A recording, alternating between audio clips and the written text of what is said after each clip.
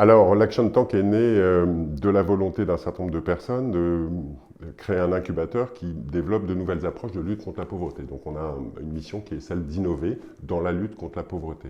On a rencontré donc des équipes de la Fédération nationale sur un sujet qui leur tenait à cœur et qui pour nous était important, qui était celui de la mobilité.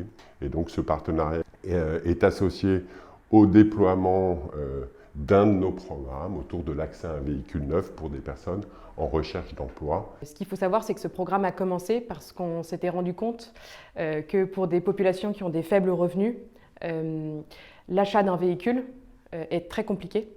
Parce qu'on n'a pas accès au crédit ou parce qu'on n'a pas accès à de l'épargne.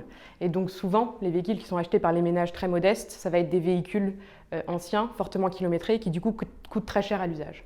Donc ce programme, il a vraiment été déployé avec les caisses d'épargne, avec Renault, mais aussi avec d'autres partenaires comme Pôle emploi et d'autres acteurs du monde associatif, pour essayer de réduire le budget automobile des ménages modestes.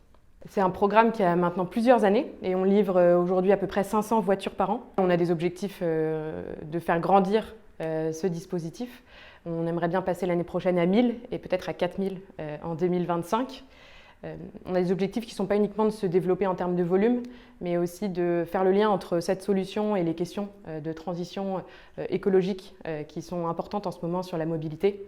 On peut parler par exemple des mises en place de ZFE, zones à faible émission dans certaines métropoles, qui peuvent contraindre la mobilité des publics modestes. Nous avons aussi en perspective, parce que le partenariat a recouvert l'année dernière d'autres questions, l'une sur l'attribution, les mécanismes et les pratiques d'attribution des logements sociaux sur lesquels nous avons produit une étude fort intéressante. Donc, qu'est-ce que nous allons pouvoir faire avec les résultats de cette étude en 2023? C'est aussi une question qui est à notre agenda. Et enfin, possiblement un troisième sujet autour de l'équipement d'électroménager reconfiguré. Alors mais voilà, un troisième sujet que nous avons en perspective et sur lequel nous allons peut-être avancer avec la Fédération.